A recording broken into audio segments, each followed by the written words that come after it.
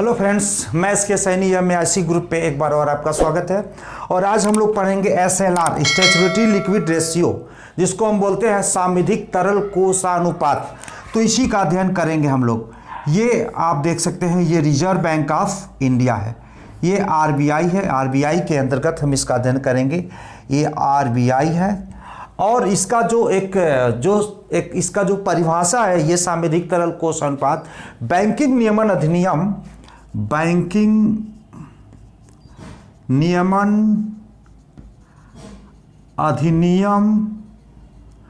1949 धारा 24 के अंतर्गत, बैंकिंग नियमन अधिनियम 1949 धारा 24 के अंतर्गत रिजर्व बैंक ऑफ इंडिया का एक गाइडलाइन है कि जितने अनुसूचित बैंक हैं, जो रिजर्व बैंक ऑफ इंडिया के दृष्टि सूची में जिसका नाम सम्मिलित है, उन सभी अनुसूचित बैंकों को RBI का एक गाइडलाइन है 1949 धारा 24 के अंतर्गत कि अपनी कुल जमा राशि का, यानी जो कमर्शियल बैंक है उनकी कुल जमा राशि का कम से कम 20% SLR के रूप में अपने पास सर्वाधिक तरल कोष रखना अनिवार्य कर दिया गया।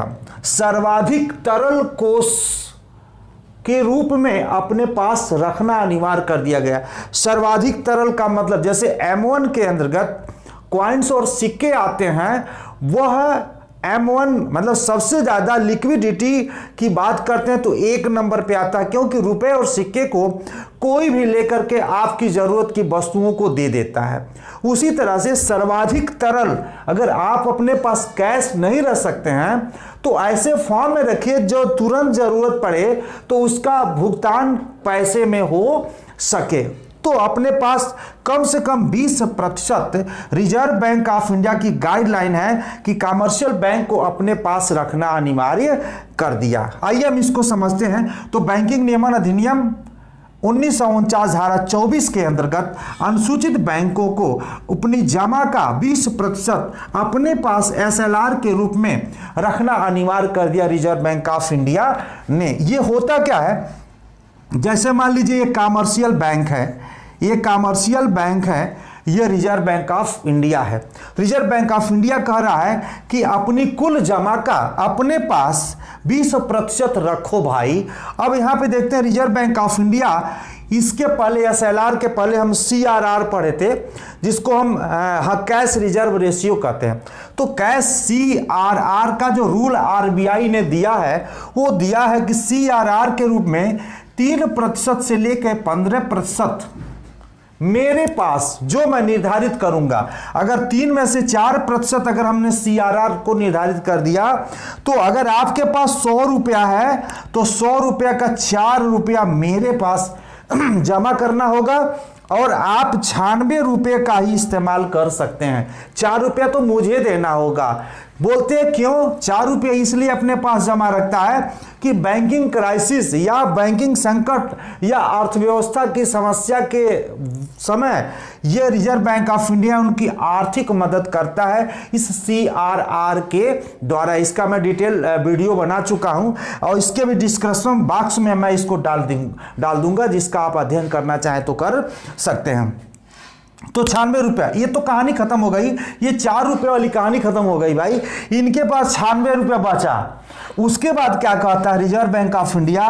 नहीं, ऐसे काम नहीं चलने वाला है। ये 96 रुपया को भी आप किसी व्यक्ति को लोन के रूप में नहीं दे सकते हैं। कमर्शियल बैंक का कितना भाई दे सकते हैं? आप बताइए, आप ही बताइए कितना देना। कहा मैंने बताया है कि 20% आपको अपने पास रखना अनिवार्य है। उसके बाद जैसे मान लीजिए अगर 96 रुपया में से 20 रुपया रिजर्व बैंक ऑफ इंडिया कर देता, भाई अब 20 रुपया अपने पास रख लो, 20 रुपया तो, और उसके बाद जो बचता है, यानी 20 और 24 निकल गया, ये बचा आपका 76 रुपया।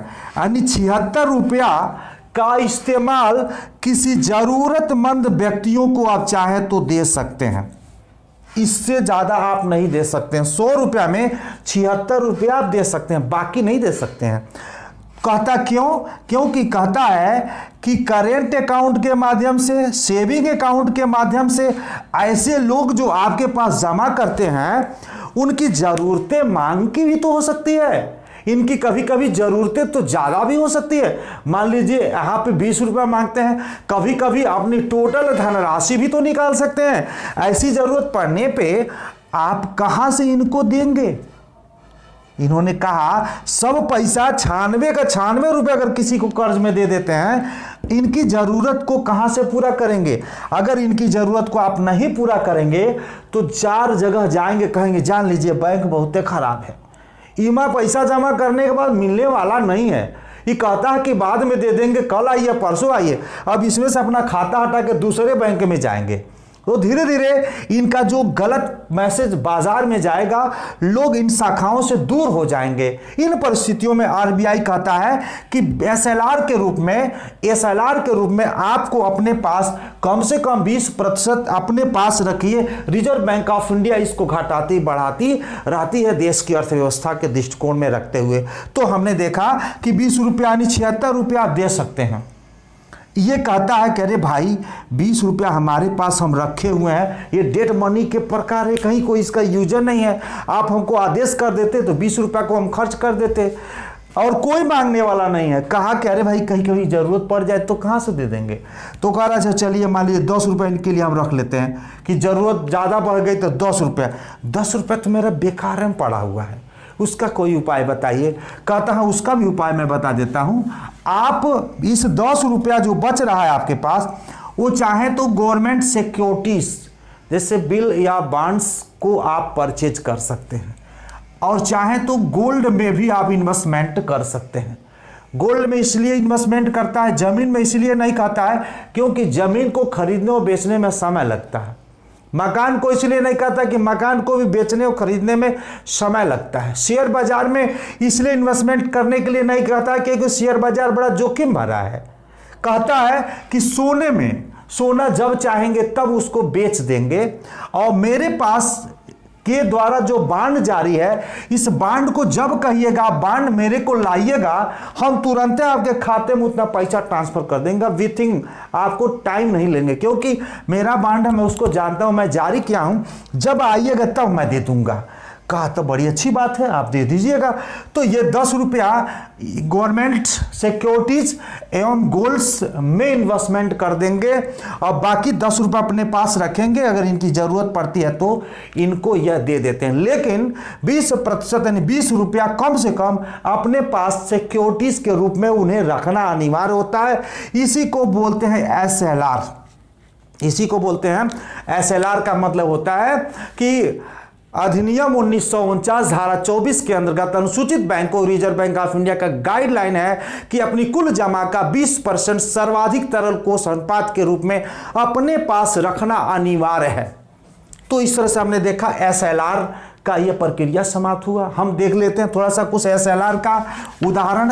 एसएलआर कब, कैसे, किस प्रतिशत, कहां पे रखी गई, तो देखते हैं कि 1962 में एसएलआर को 25% निर्धारित किया गया, लेकिन यह लागू 1964 में होता है।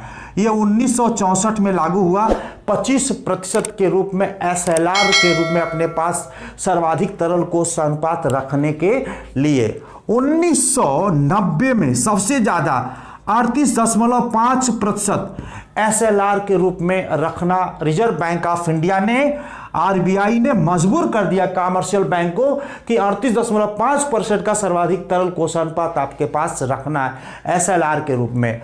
1997 में यह 25% कर दिया गया घटा करके, लेकिन 2010 में पुनः और कम करके 24% कर दिया गया, और 2015 में यह हो गया 21.5% कर दिया गया, और 2021 में, जो वर्तमान की बात करते हैं, 2021 में 18% एसएलआर है। तो इस तरह से हमने देखा कि एसएलआर क्या होता है, आपने इसको समझा और आपको समझ में आ गया होगा। कहीं कोई बात होगी तो कमेंट में आप लिख सकते हैं।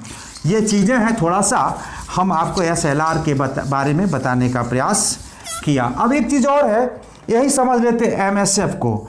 ये रिजर्व बैंक ऑफ इंडिया है और ये है आपका कमर्शियल बैंक। कमर्शियल बैंक और हम पढ़ेंगे MSF, जिसको हम मार्जिनल स्टैंडिंग फैसिलिटीज कहते हैं, यानी सीमांत अस्थायी सुविधा हम कहते हैं। तो मार्जिनल स्टैंडिंग फैसिलिटीज क्या होता है? ये RBI है, ये 2011 से यह प्रचलन में आया मार्जिनल स्टैंडिंग फैसिलिटी। ये कमर्शियल बैंक है और ये रिजर्व बैंक ऑफ इंडिया है, बैंकों का बैंक है। ये क्या होता है?